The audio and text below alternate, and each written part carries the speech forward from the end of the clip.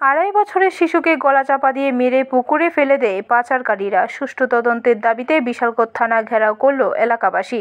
জানা যায়, বিগত 25শে আগস্ট রোজ সোমবার অফিস টিলার নীলকমল এলাকার বিশ্বজিৎ ঘোষের একমাত্র আড়াই বছরের শিশুটি তার বাড়ি থেকে 1.5 কিলোমিটার দূরে এক পুকুরের মধ্যে মৃত অবস্থায় উদ্ধার হয়।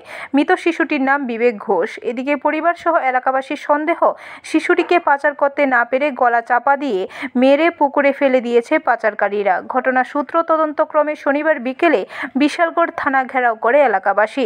তবে একাংশদের আরও অভিযোগ, উক্ত এলাকা দিয়ে সকাল থেকে রাত পর্যন্ত বিভিন্ন নেশায় আসক্ত হয়ে যুবকরা বিভিন্ন অসামাজিক কার্যকলাপ করে। তারা এতটাই নেশাগ্রস্ত যে কোনো মুহূর্তেই তারা অসামাজিক কার্যকলাপ করতে পারে।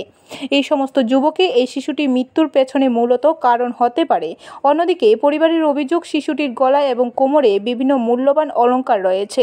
অলংকারটি নেওয়ার সময় শিশু থেকে গলায় চাপা দিয়ে মেরে পুকুরে ফেলে দিয়েছে বলেও অভিযোগ করেন। এখন পুলিশের সুষ্ঠু তদন্তক্রমে বেরিয়ে আসতে পারে মূল রহস্য।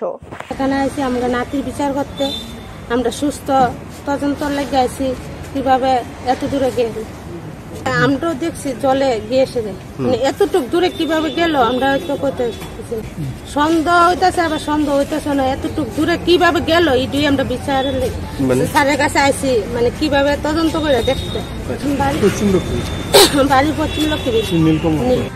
আমরা কিভাবে গেছে এতটুক দূরে, আমরা এই দুই বিচার চাই। ব্যুরো রিপোর্ট, খবর ত্রিপুরা।